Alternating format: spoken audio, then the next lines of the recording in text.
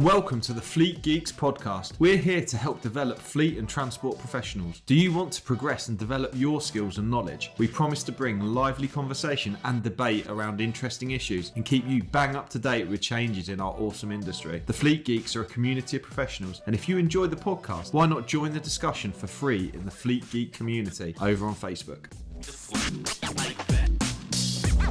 Hello and welcome to today's episode of the Fleet Geeks podcast. Today, I want to cover 6 key reasons you need to be wary of the work Christmas party. So, I don't mean to sound like Scrooge. I really don't. However, and I love a party as much as the next person. I don't drink or anything like that. I'm not particularly crazy.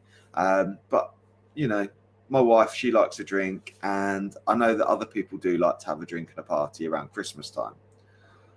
So I'm not here to be a total Scrooge. Have your Christmas party, but just be careful. And here are 6 key reasons why it's really important as a senior leader or as a transport manager, as a fleet manager, or as an operator of any kind. You guys need to be careful of the Christmas party. 6 key reasons. The first is alcohol and the aftermath. Our industry and organisations are built on safety critical roles. And if your people drive, operate plant or maintain vehicles and have alcohol, the potential for it to carry over to the next day is a serious concern for you. Okay. Morning after driving is a huge risk. Drivers can blow over the limit and that could land you in regulatory trouble, particularly if they're saying, well, you know, it was our work Christmas party and I was forced to work at 6 a.m. the next day, having been plied with bottles and bottles of wine. Okay. The Traffic Commission is going to take a pretty dim view of that lifestyle related risk. Okay.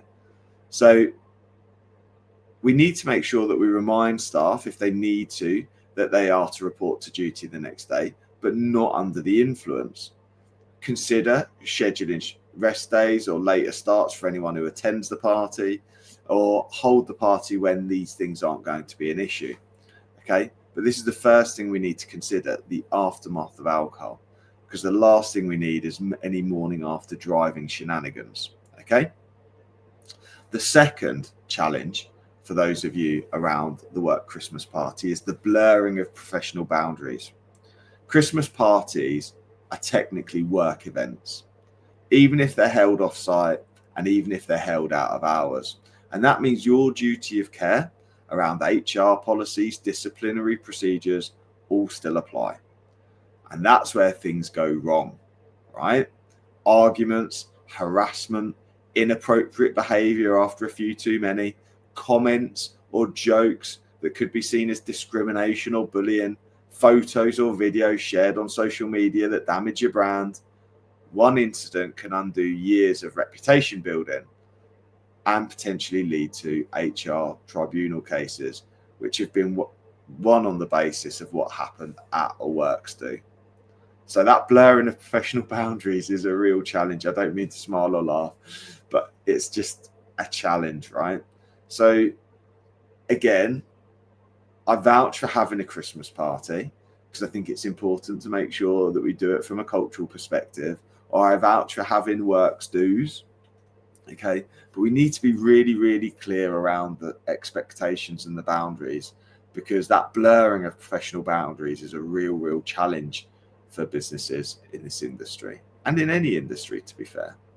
And we need to try and ensure that people behave as appropriately as possible. Hi, I'm Shani from Flagship Partners. We're proud to sponsor the Fleet Geeks podcast, your go-to source for all things fleet management. If you're looking for expert advice or high-quality training for your fleet business, make Flagship Partners your first choice. We're also thrilled to announce the launch of our Fleet Academy, designed to support and develop future fleet leaders through expert-led and career-focused training. Our offering includes fully accredited courses such as the Transport Manager CPC training, CPC refresher courses, OLAC training, plus ongoing mentoring, support and professional development beyond the qualification. Our vision is simple: to develop elite fleet professionals who drive excellence across the industry. Let's shape the future of our fleet management together.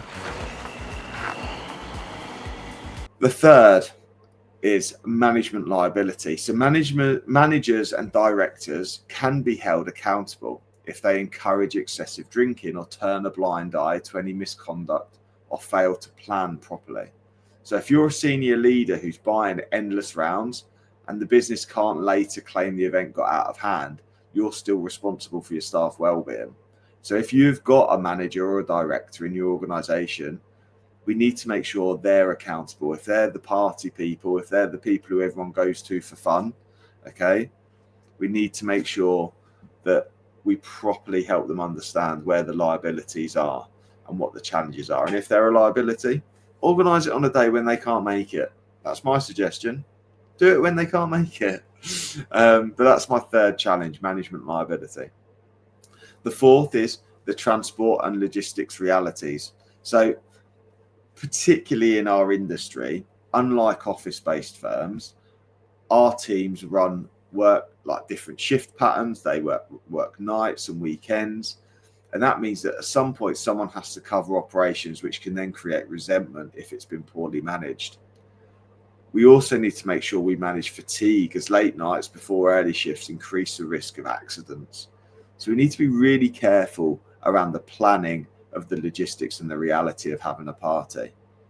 Okay, we don't want to cause resentment and ill feeling, which affects the culture.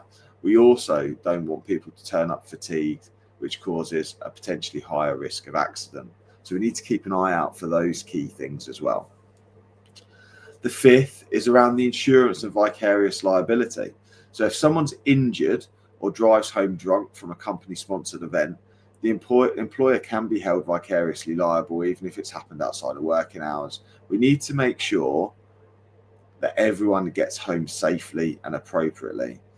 So we need to try and avoid injury and harassment.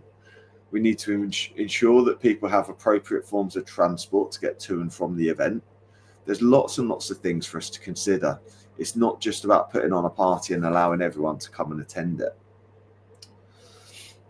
So how do we protect ourselves? Sixth thing, how do we protect ourselves and still try and make it fun? Okay, I'm not saying we need to cancel the party. We just need to lead it wisely. Pre-party reminder about standards of behaviour, alcohol and next day driving. Make attendance voluntary and inclusive. Arrange transport or accommodation if possible. Have senior staff set the tone that it's fun but professional. We're all still on a works do. And follow up with a clear next day duty policy. So no driving unless you're fully fit to. The Christmas party needs to be a reward, but we need to mitigate the risks. For operators, it's like, you know, it's there as a potential, and we need to get a grip of the boundaries and try and maintain control as best we can. And handling it properly and strengthens our culture. Ignore the risks, and we could potentially end up in hot water. Okay. Maybe consider a Christmas party policy or a staff reminder or something like that around those key things. But those were the 6 key areas that I'm really concerned about for any of my organisations when it comes to a Christmas party. The first is the alcohol and the aftermath, the blurring of professional boundaries, the management liability, the actual reality of the planning and the logistics needs to be thought about, and any insurance and vicarious liability needs to be considered as well. So hopefully I've not put you off the Christmas party. Hopefully, you know, it still goes ahead. Hopefully you still have a good time, but just be very careful and make sure you have fun safely and responsibly is my bit of advice. Anyway, thank you very much for listening, and I'll see you on a future episode. I hope you enjoyed today's episode. If you did, please share with your friends and colleagues too. Join us for free on Facebook with the Fleet Geeks community for transport and fleet managers. Fleet Geeks offers ongoing professional development, networking and mentoring too. So get in touch with me, Pete Rushmer, on any social media platform to find out more.